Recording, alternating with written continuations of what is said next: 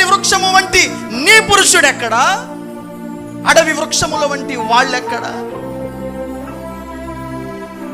నీ కొరకు శ్రమించిన ప్రతిదాన్ని తెచ్చి, ఆశీర్వాదాన్ని తెచ్చి పట్టుకెళ్ళి సైతాన్ దగ్గర పెట్టావు. ఎందుకు తిరిగి వచ్చింది? అది రాదో.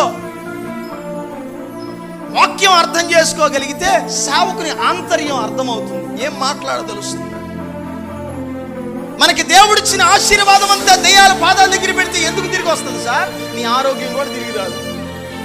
దేవుడు కనికరిస్తే ఏదో మరలా బ్రతికి బట్ట కడతామేమో కానీ మరలా కష్టపడి సంపాదించుకోవడం తప్ప వేరే. మంచైనను వర్షమైనను పడదు అని అన్నాడు ఆయన.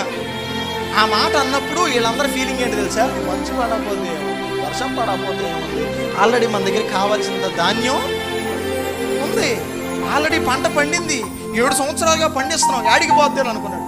ఫ్యూచర్ ఎవరికి తెలుసు? ఆయనకి తెలుసు. మొదటి సంవత్సరం బాగానే ఉంటుంది, ఇంకా ఎదర 3 సంవత్సరాలు ఉన్నాయి. 3 సంవత్సరాలు దాటితే కానీ మీకేంటో మీ విషయం మీకు.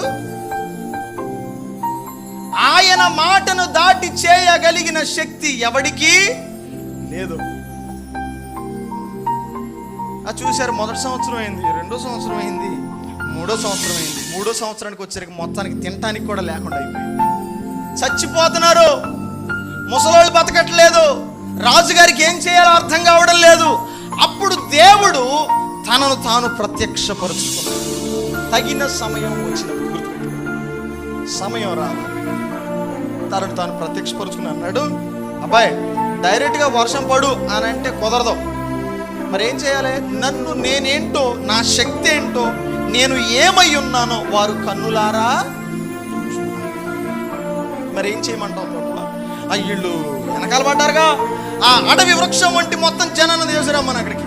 నేను ఒక్కడనే వస్తా అక్కడికి, నేను ఒక్కడనే, నాకేమన్నారు, నేనే వచ్చి నీ పక్షంగా నేను నిలబడతాను, వాళ్ళ పక్షంగా వాళ్ళందరినీ తెచ్చుకోమను. ఇశ్రాయేలీలందరూ ఆధారపడిన లోక సంబంధమైన అడవి వృక్షము వంటి ప్రవక్తల వెంబడి వచ్చారు. ఏలియా పక్షముగా జల్దరు వృక్షమైన యెహోవా దేవుడు ఒక్కడే నిలిచాడు.